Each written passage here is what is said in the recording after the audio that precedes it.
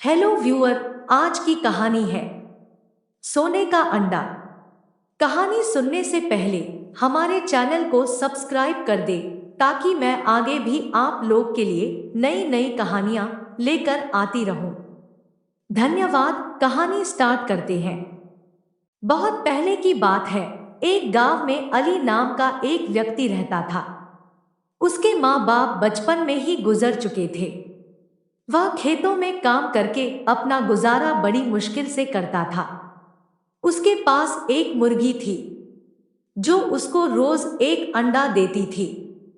जब उसके पास कभी खाने के लिए कुछ नहीं होता तो वह रात को अपनी मुर्गी का अंडा खाकर ही सो जाता था।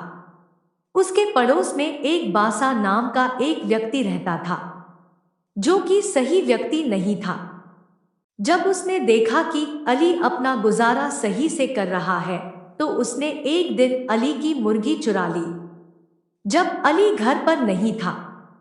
इसके बाद बासा मुर्गी को मारकर पका कर खा गया। जब अली घर आया और उसने घर पर मुर्गी को नहीं देखा तो इधर उधर अपनी मुर्गी को ढूंढने लगा। उसने मुर्गी के कुछ पंख बासा के घर के बाहर देखे। उसने बासा से बात की तो बासा ने कहा कि उसकी बिल्ली एक मुर्गी को पकड़ कर लाई थी। मैंने उसको पका कर खा लिया। मुझे क्या पता था वह तुम्हारी मुर्गी है। अली ने बासा से कहा कि वह इसकी शिकायत न्यायाधिकारी से करेगा। यह बात सुनकर बासा ने मुर्गी की जगह अली को एक छोटा बत्तख दिया। अली ने उस बत्तख को पाला जिससे कुछ दिनों बाद वह बत्तख बड़ा हो गया और अंडा देने लगा। एक रात को जब बहुत बारिश आ रही थी, एक साधु भीगता हुआ रहने की जगह मांगने के लिए बासा के घर पहुंचा, लेकिन बासा ने उसको मना कर दिया। इसके बाद वह अली के घर गया। अली ने उसको रहने के लिए जगह दी और खाना भी खिलाया। अगली सुबह वह अली के घर से जाने लगा, लेकिन जाते हुए उसने अली के बत्तख के सिर पर हाथ फेरा। इसके बाद जब बत्तख ने अंडा दिया तो वह सोने का था। अली यह देखकर बहुत खुश हुआ। अब बत्तख जब भी अंडा देता तो वह सोने का होता था।